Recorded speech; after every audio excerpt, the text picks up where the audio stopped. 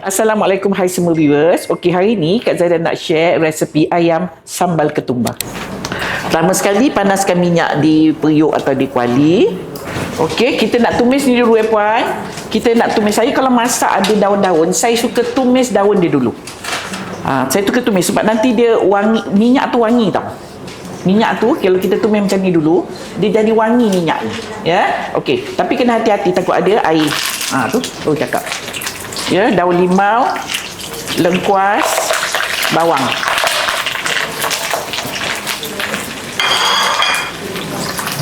Okey, kita tumis sekejap dan kita masukkan ni kayu manis dengan bunga lawang ya atau bunga pekak.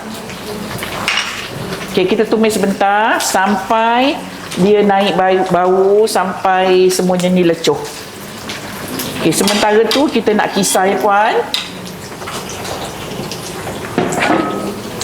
Kita nak kisar ni serai. Serai ambil yang bahagian putih aja tahu. Jangan ambil yang hijau tu, nanti bila kita kisar dia jadi sabut nanti. Puan makan sabut nanti. Ambil yang bahagian putih tu yang lembut. Itu kalau kita kisar dia tak jadi sabut, dia hancur. Kalau yang bahagian hijau tu kalau puan kisar juga, dia jadi macam kayu halus tau. Nanti puan makan kayu halus kan. Ya. So yang itu puan titik saja. Yang putihnya ambil untuk kita kisar.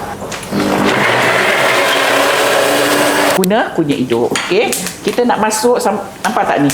Dia dah mula start coklat-coklat sikit ujung-ujung dia tu.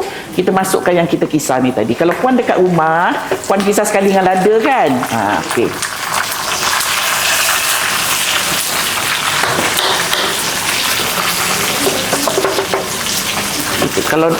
Kalau dengan lada blend sekali. Lepas tu tumis sekali.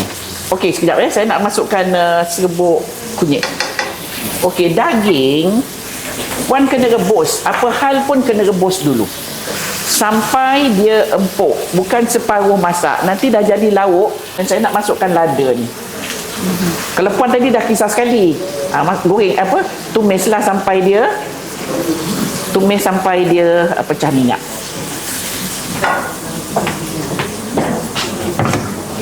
Okey, Mardiah Shah. Cantik je lah kursi. Macam-macam saiz kat belakang tu puan. Ya. Kuali ni pun lah kursi. Ni pun lah kursi ya. Ini semua personal collection kat Zaidah tau. Bukan sponsor. Ya. Supaya dia cepat keluarkan asamnya nanti.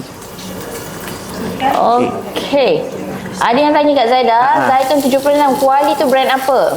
Kuali La Cruce. Sama brand dengan periuk kat belakang ya. Ya. Okey, kemudian kita nak masukkan sedikit air. Air saya ambil daripada dalam blender ni tadi. Okey, kita nak masukkan rempah serbuk ketumbar.